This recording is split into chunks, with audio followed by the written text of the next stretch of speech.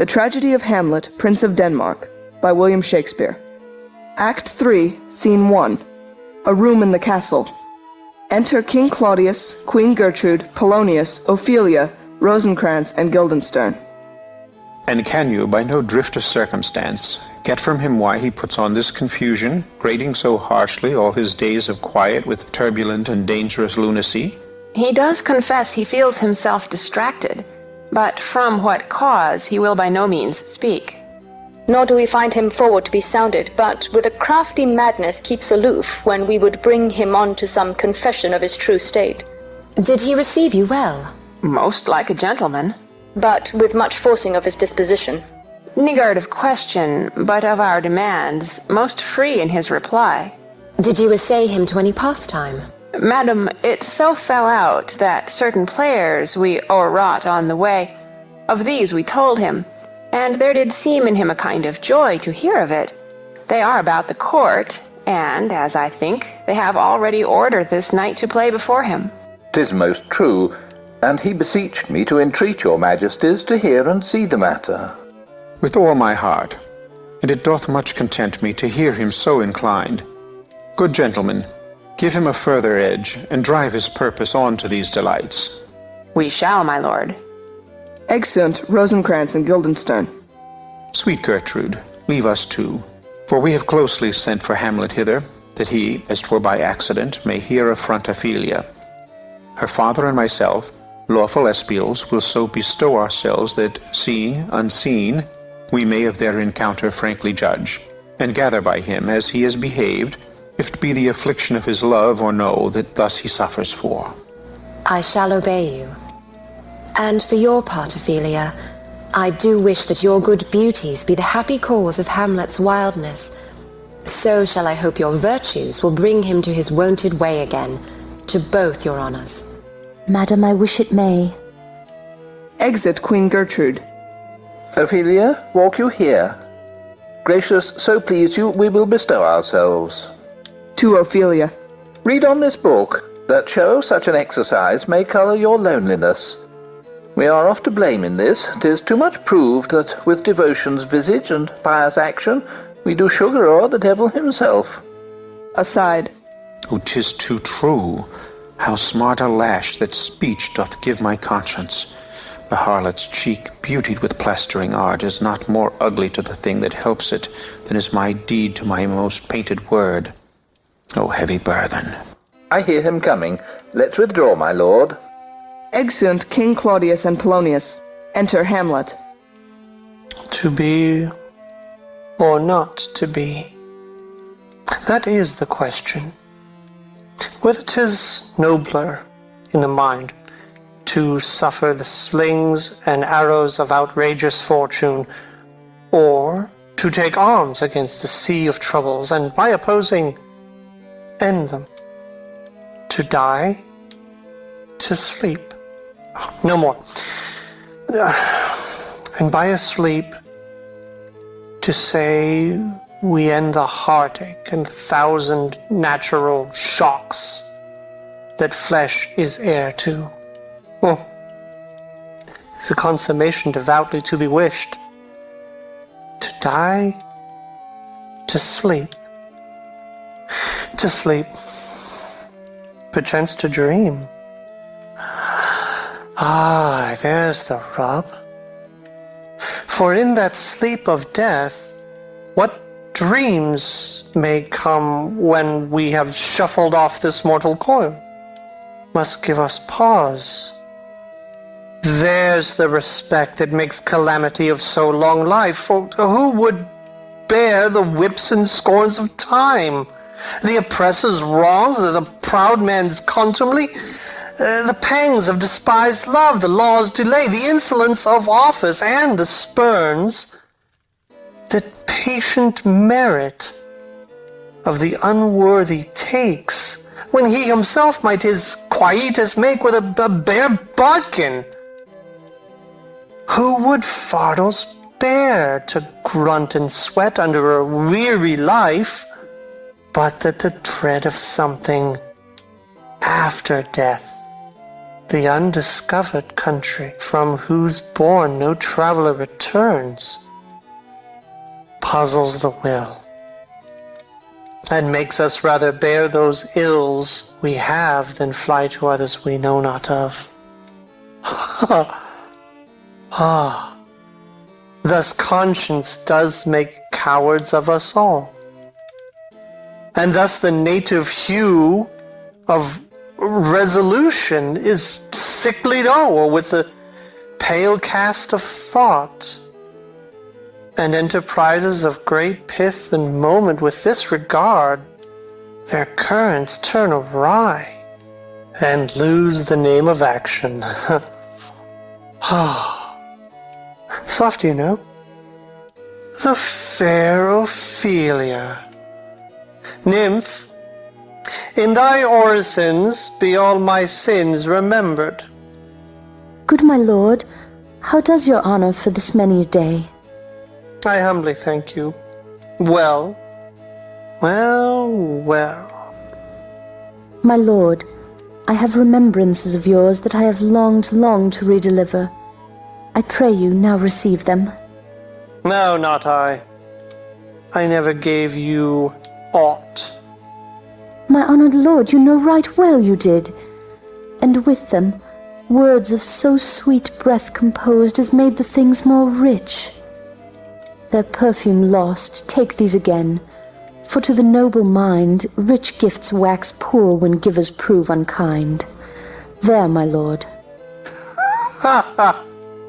Are you honest? My lord? Are you fair? What means your lordship? Well, that if you be honest and fair, your honesty should admit no discourse to your beauty. Could beauty, my lord, have better commerce than with honesty? Aye, truly. For the power of beauty will sooner transform honesty from what it is to a bawd than the force of honesty can translate beauty into his likeness. This was sometime a paradox, but now the time gives it proof. I did love you once. Indeed, my lord, you made me believe so. You should not have believed me. For virtue cannot so inoculate our old stock, but we shall relish of it. I loved you not. I was the more deceived. Get thee to a nunnery. Why wouldst thou be a breeder of sinners? I am myself indifferent honest, and yet I could accuse me of such things that it were better my mother had not borne me. I am very proud, revengeful, ambitious, with more offenses at my beck than I have thoughts to put them in, imagination to give them shape, or time to act them in. What should fellows such as I do, crawling between earth and heaven? We are errant knaves all, believe none of us. Go thy ways to a nunnery. Where's your father? At home, my lord. Let the doors be shut upon him, that he may play the fool nowhere but in's own house. Farewell. Oh, help him, you sweet heavens. If thou dost marry, I'll give thee this plague for thy dowry. Be thou as chaste as ice, as pure as snow, thou shalt not escape calumny. Get thee to a nunnery. Go. Farewell. Or if thou wilt needs marry, marry a fool. For wise men know well enough what monsters you make of them. To a nunnery.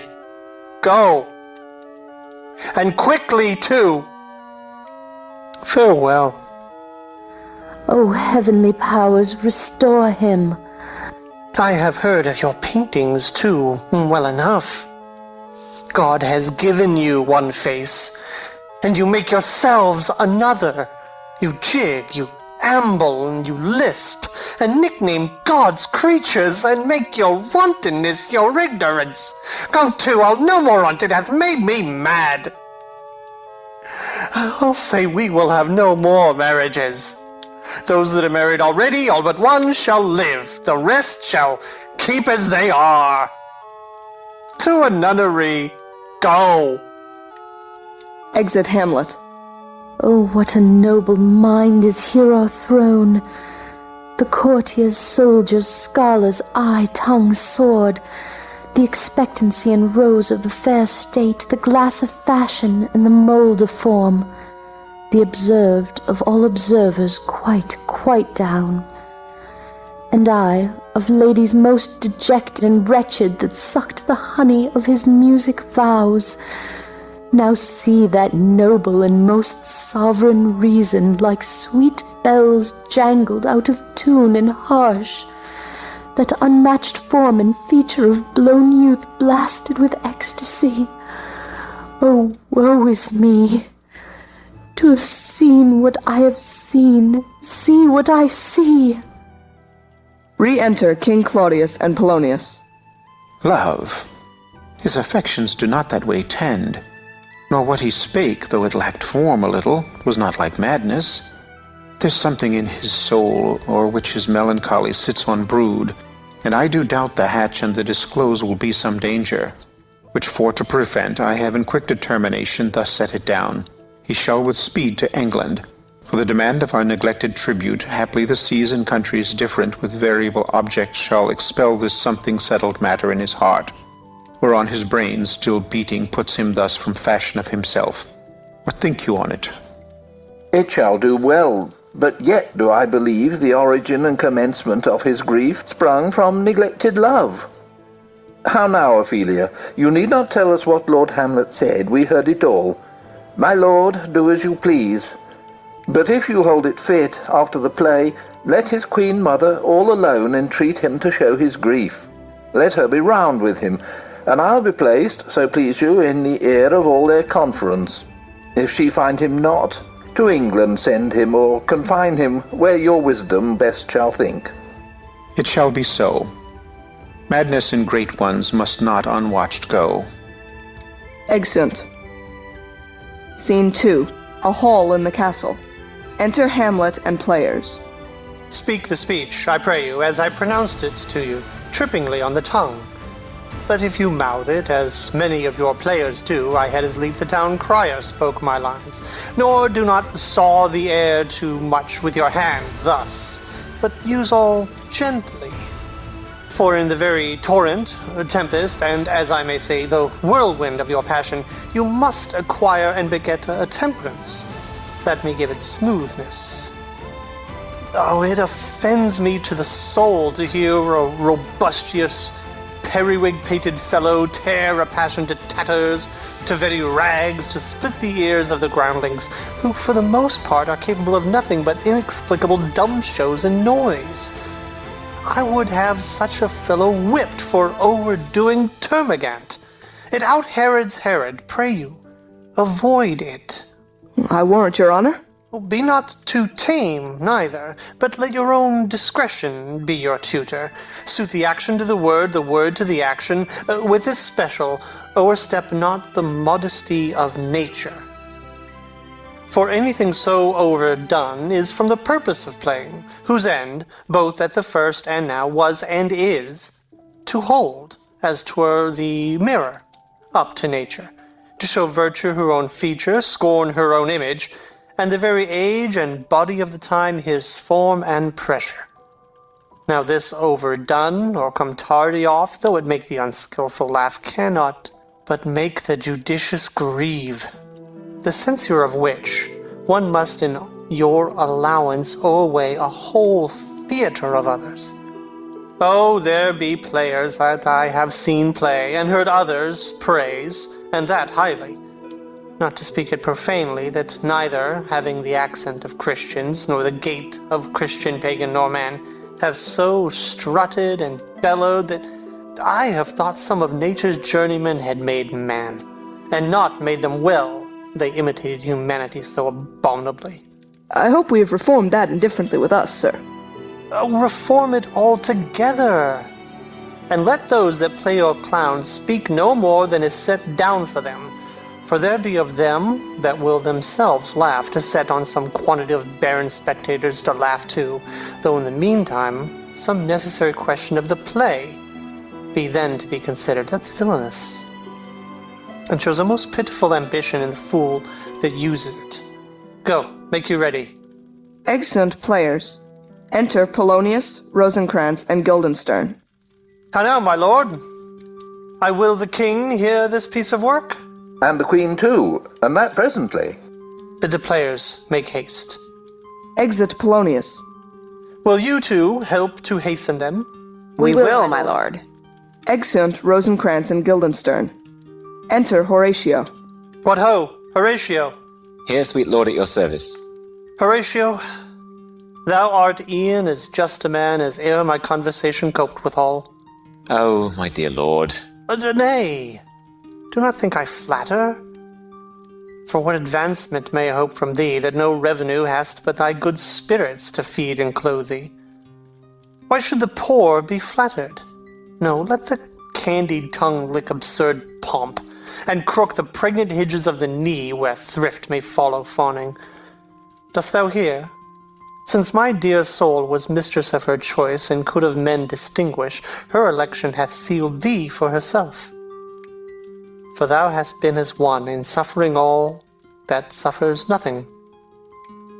A man that fortune's buffets and rewards hast ta'en with equal thanks, and blessed are those whose blood and judgment are so well commingled, that they are not a pipe for fortune's finger to sound what stop she please. Give me that man that is not passion's slave, and I will wear him in my heart's core. Aye, in my heart of heart, as I do thee. There's something too much of this. There is a play tonight before the king. One scene of it comes near the circumstance which I have told thee of my father's death. I prithee, when thou seest that act afoot, even with the very comment of thy soul, observe mine uncle. If his occulted guilt do not itself unkennel in one speech, it is a damned ghost that we have seen, and my imaginations are as foul as Vulcan's stithy. Give him heedful note, for mine eyes, rivet to his face, and afterward we will both our judgments join in censure of his seeming.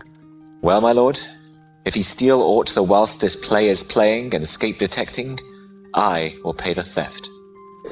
They are coming to the play. I must be idle. Get you a place. Danish March. A flourish.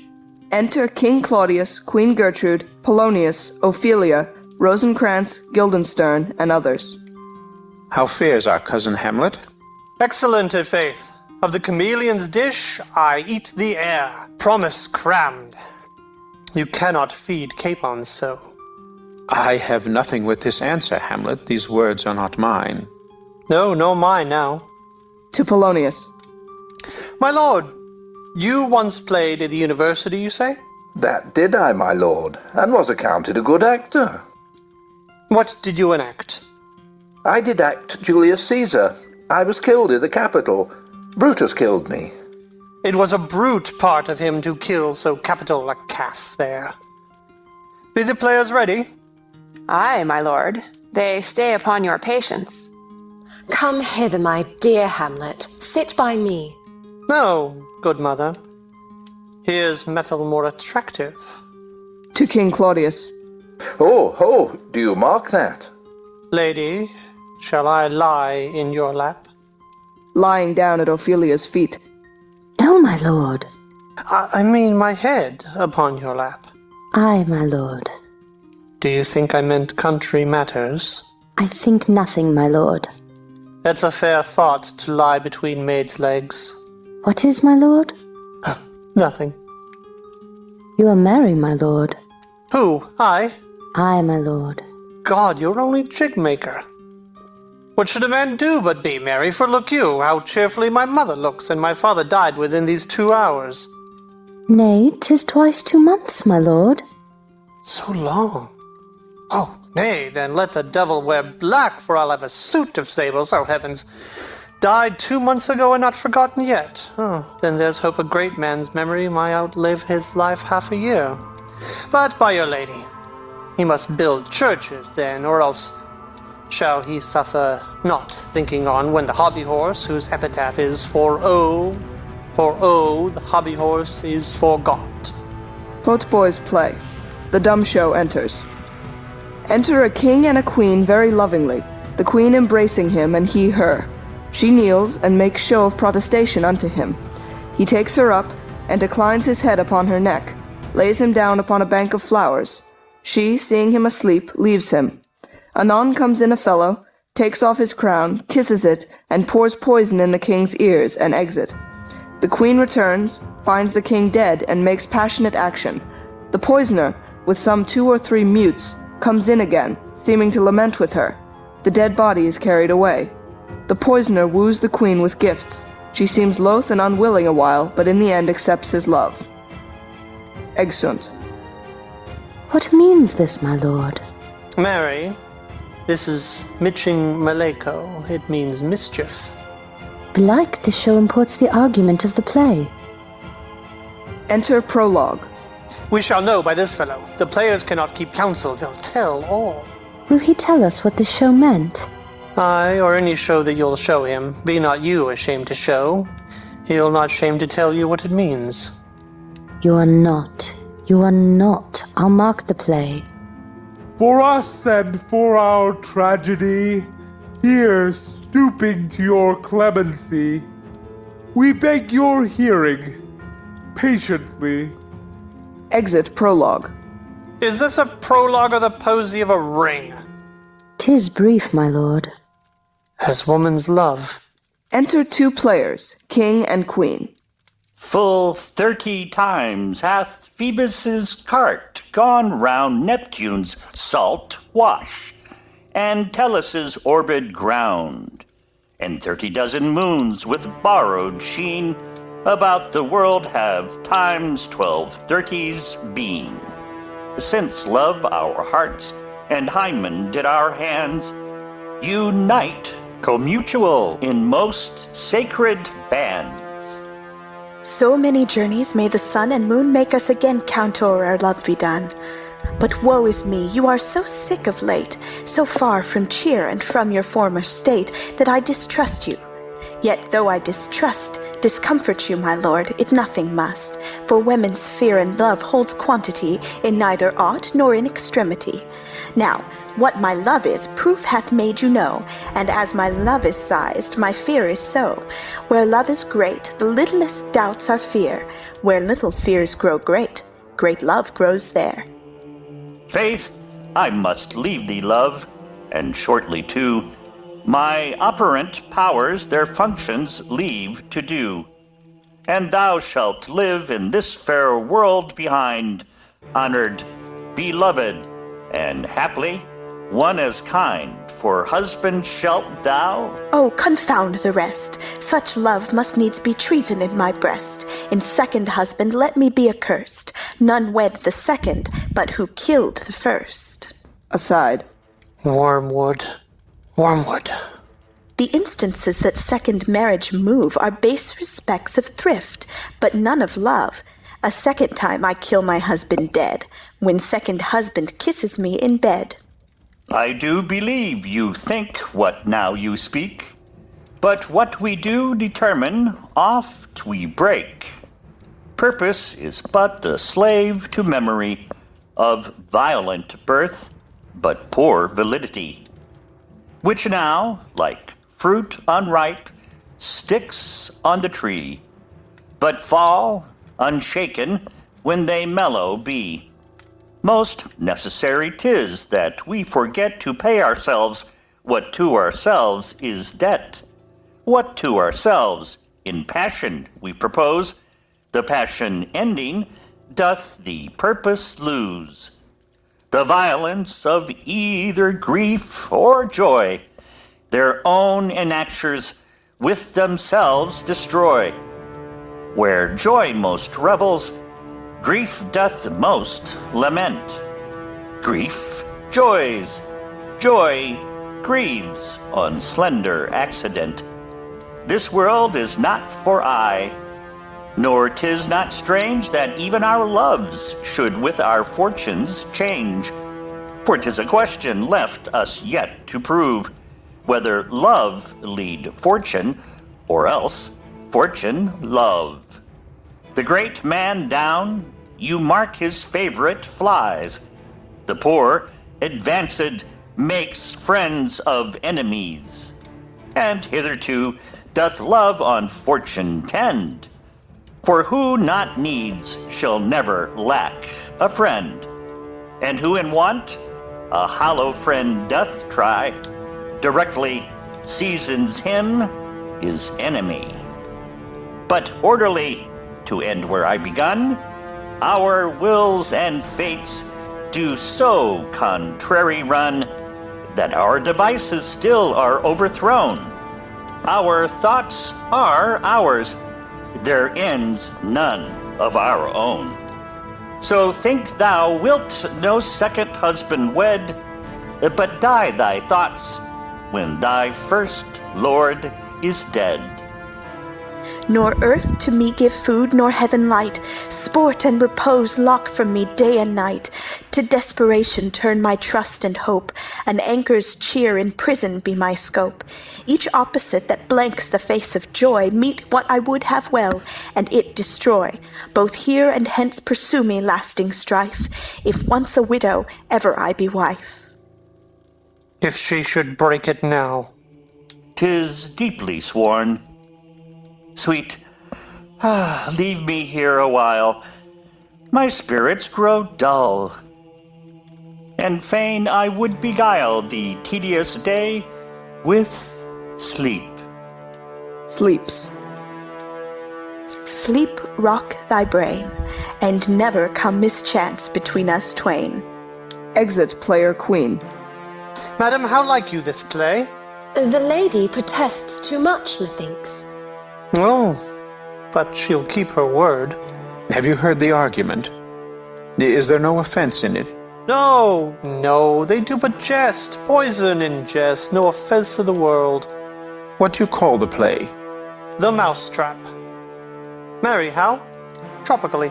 This play is the image of a murder done in Vienna. Gonzago is the duke's name, his wife Baptista. You shall see anon. 'Tis a knavish piece of work, but what of that? Your Majesty and we that have free souls, it touches us not. Let the galled jade wince, our withers are unwrung. Enter Lucianus. This one is Lucianus, nephew to the king. You are as good as a chorus, my lord. I could interpret between you and your love, if I could see the puppets dallying. You are keen, my lord. You are keen. It would cost you a groaning to take off my edge. Still better and worse. So you must take your husband's. Begin, murderer! Pox, leave thy damnable faces and begin, come! Thy croaking raven doth bellow for revenge. Thoughts black, hands act, drugs fit, and time agreeing. Confederate season, else no creature seeing. Thou mixture rank of midnight weeds collected, with Hecate's ban thrice blasted, thrice infected, thy natural magic and dire property, unwholesome life, usurp immediately.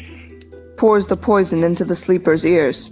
He poisons him in the garden for his estate. His name's Gonzago. The story is extant and written choice Italian. You shall see anon how the murderer gets the love of Gonzago's wife. The king rises. Not frighted with false fire? How fares my lord? Give all a play. Give me some light. Away. Lights! Exeunt all but Hamlet and Horatio. Why, let the stricken deer go weep, the heart ungalled play. For some must watch while some must sleep, so runs the world away. Would not this, sir, and a forest of feathers, if the rest of my fortunes turn Turk with me, with 2 provincial roses on my razed shoes, get me a fellowship in a cry of players, sir. Half a share. A whole one, aye. For thou dost know, O Damon dear, this realm dismantled was of Jove himself, and now reigns here a very, very padjock. You might have rhymed. Oh, good Horatio, I'll take the ghost's word for £1,000. Didst perceive? Very well, my lord. Upon the talk of the poisoning? I did very well note him. No. Come, some music. Come, the recorders. For if the king like not the comedy, why then belike he likes it not, perdy. Come, some music! Re-enter Rosencrantz and Guildenstern. Good my lord, vouchsafe me a word with you. Sir, a whole history. The king, sir, Aye, sir, what of him? is, in his retirement, marvellous distempered. With drink, sir? No, my lord, rather with choler. Your wisdom should show itself more rich to signify this to his doctor. For me to put him to his purgation would perhaps plunge him into far more choler. Good my lord, put your discourse into some frame, and start not so wildly from my affair. I am tame, sir. Pronounce. The queen your mother, in most great affliction of spirit, hath sent me to you. You are welcome. Nay, good my lord, this courtesy is not of the right breed. If it shall please you to make me a wholesome answer, I will do your mother's commandment. If not, your pardon and my return shall be the end of my business. Sir, I cannot. What, my lord? Make you a wholesome answer, my wit's diseased. But, sir, such answer as I can make, you shall command. Or rather, as you say, my mother. Therefore no more, but to the matter. My mother, you say. Then thus she says, Your behavior hath struck her into amazement and admiration. A wonderful son that can so astonish a mother. But is there no sequel at the heels of this mother's admiration? Impart. She desires to speak with you in her closet ere you go to bed. We shall obey, were she 10 times our mother. Have you any further trade with us? My lord, you once did love me. So I do still, by these pickers and stealers. Good my lord, what is the cause of your distemper? You do surely bar the door upon your own liberty, if you deny your griefs to your friend.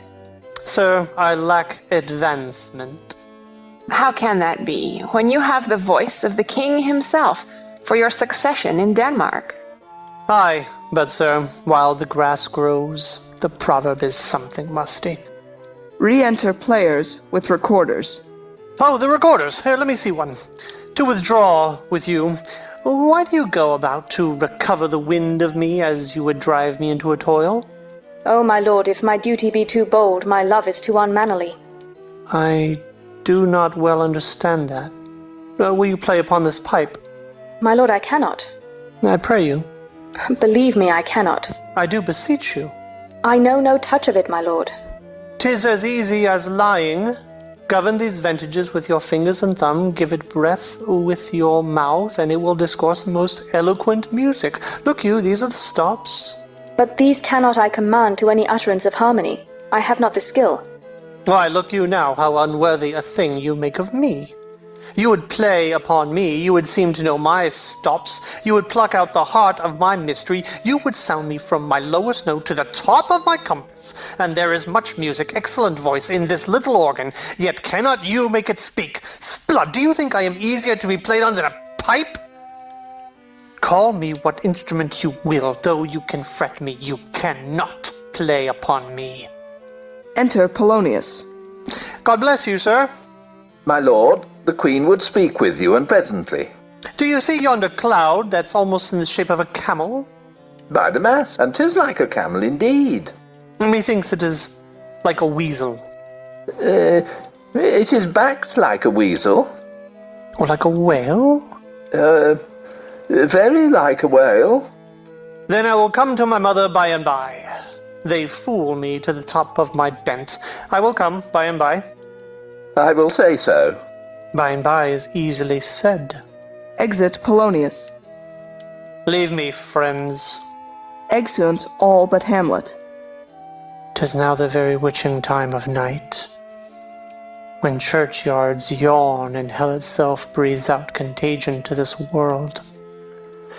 Now could I drink hot blood and do such bitter business as the day would quake to look on. Soft to my mother. O heart, lose not thy nature. Let not ever the soul of Nero enter this firm bosom. Let me be cruel, not unnatural. I will speak daggers to her, but use none. My tongue and soul and this be hypocrites. how in my words soever she be shent, to give them seals never, my soul, consent. Exit. Scene 3. A room in the castle. Enter King Claudius, Rosencrantz, and Guildenstern. I like him not, nor stands it safe with us to let his madness range.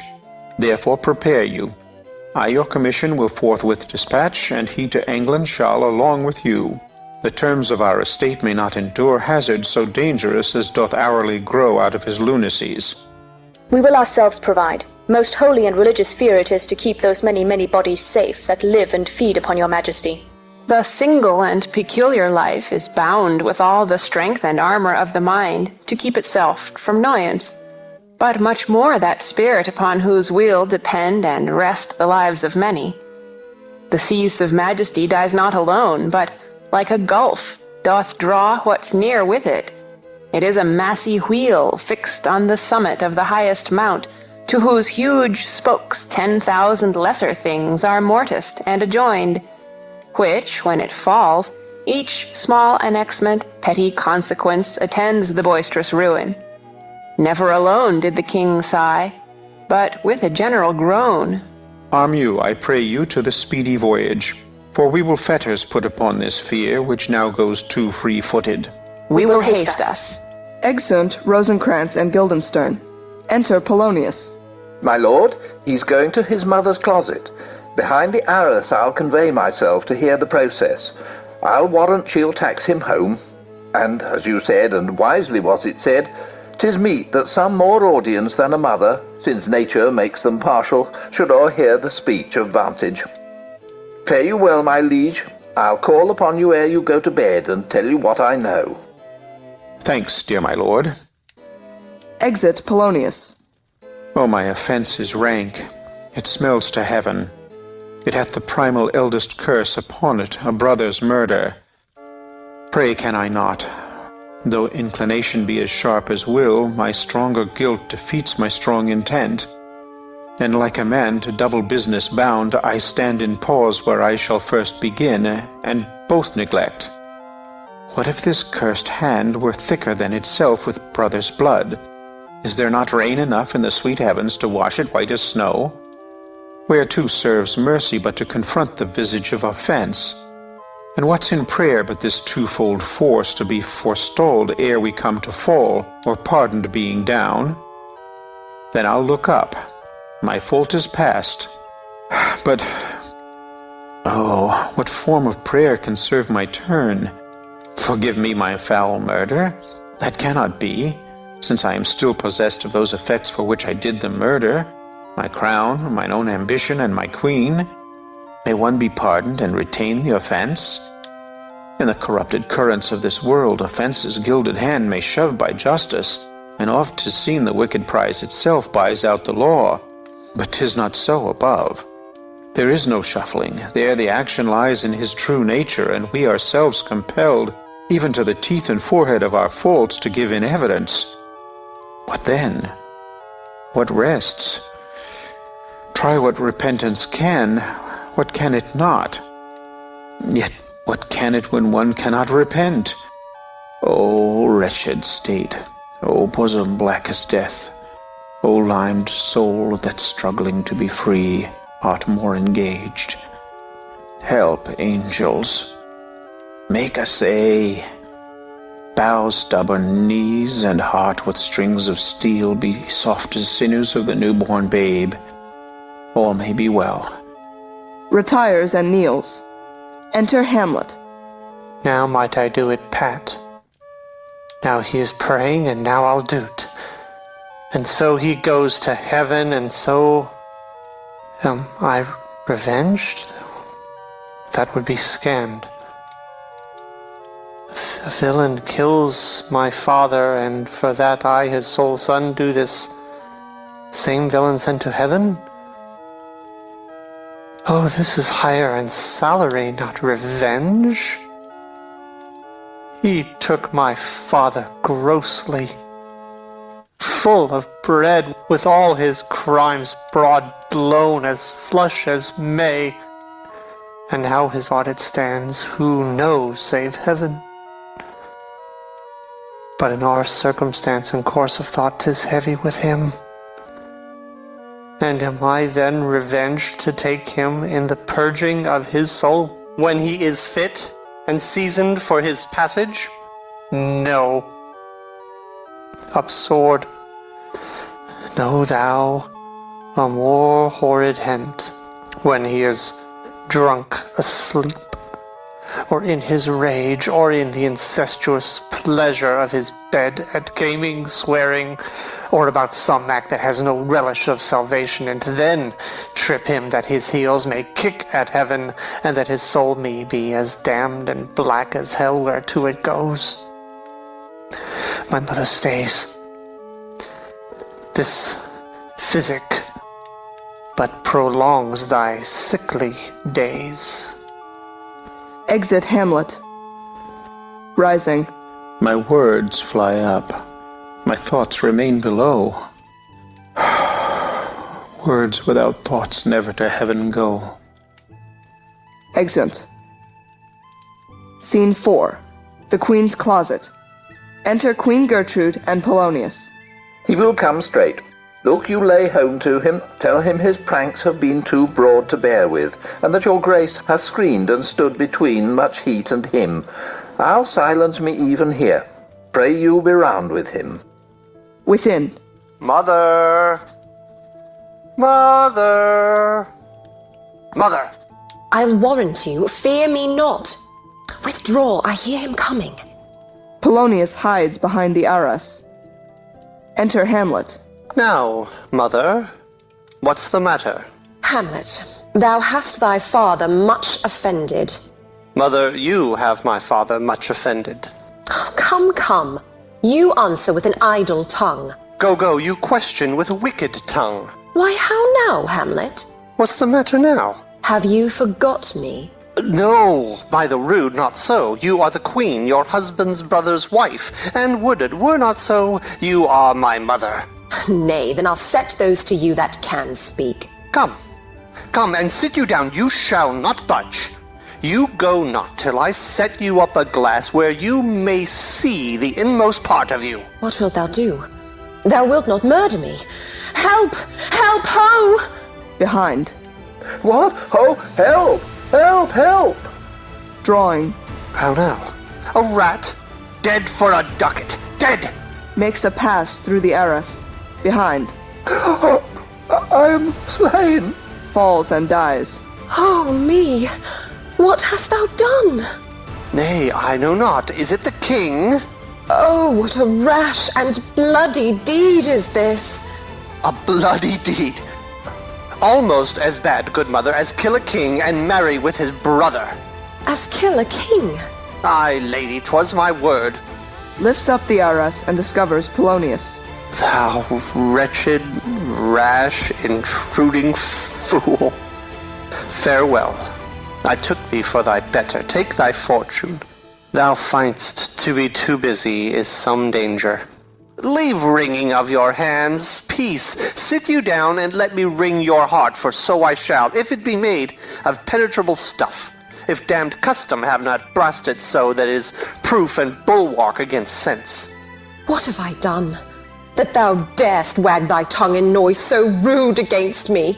Such an act that blurs the grace and blush of modesty, calls virtue hypocrite, takes the rose from the fair forehead of an innocent love, and sets a blister there, makes marriage vows as false as divers oaths. Oh, such a deed, as from the body of contraction plucks the very soul, and sweet religion makes a rhapsody of words, heaven's face doth glow.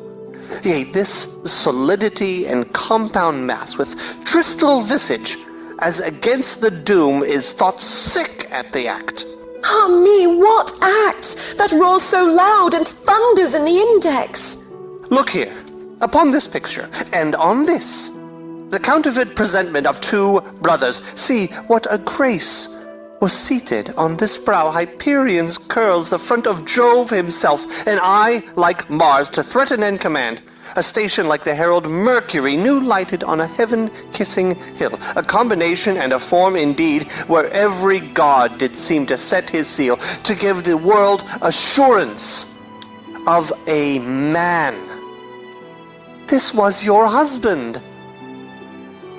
Look you now, what follows here is your husband, like a mildewed ear blasting his wholesome brother. Have you eyes?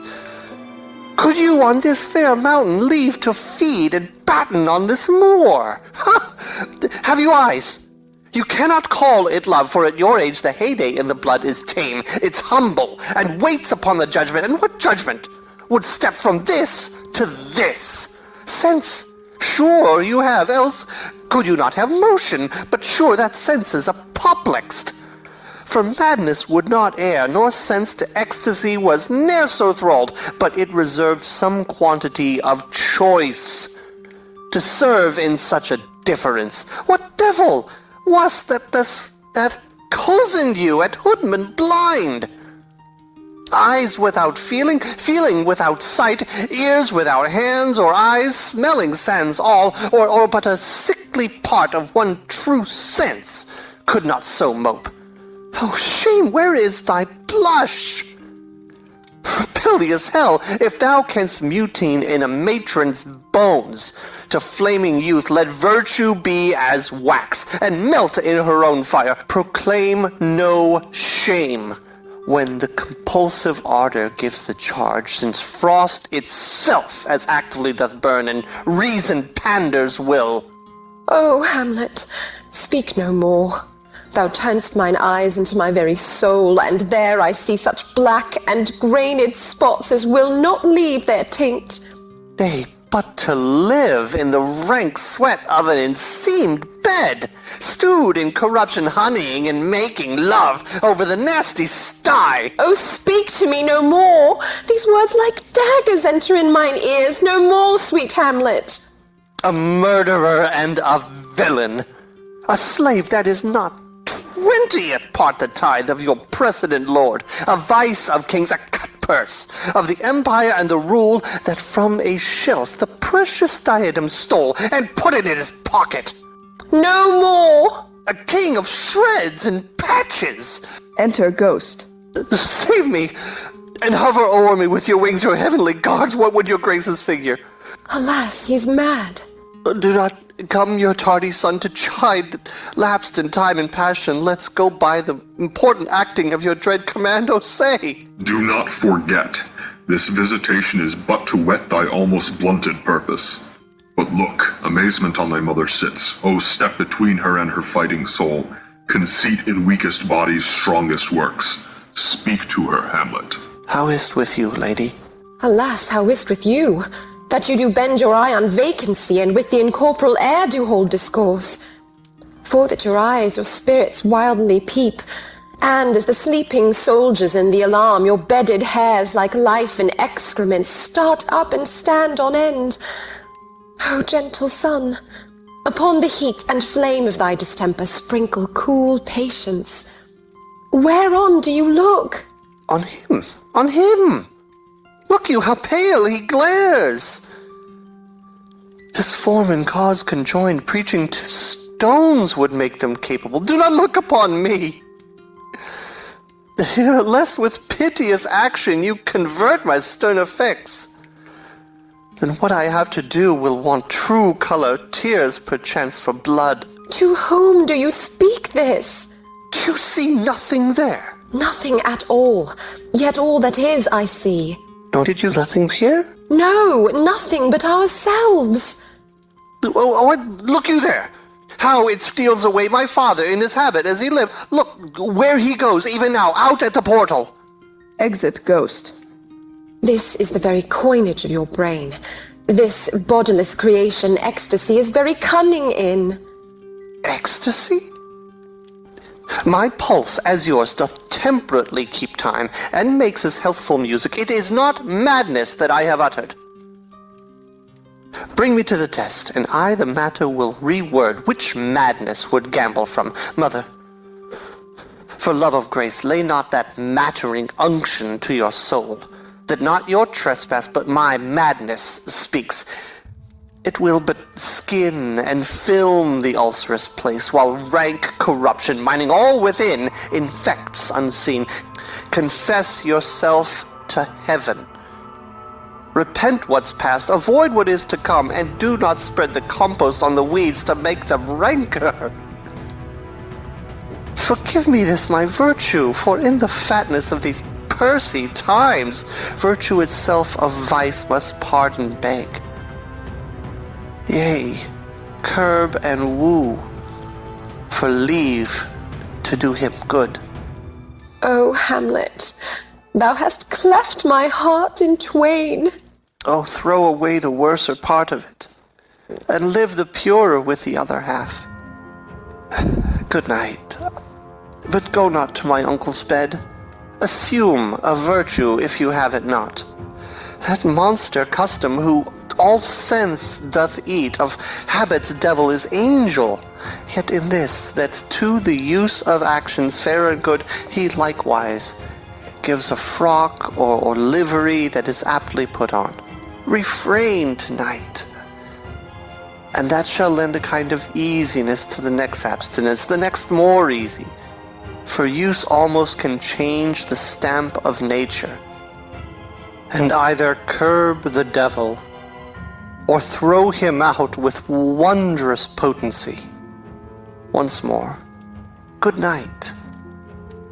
And when you are desirous to be blessed, I blessing beg of you.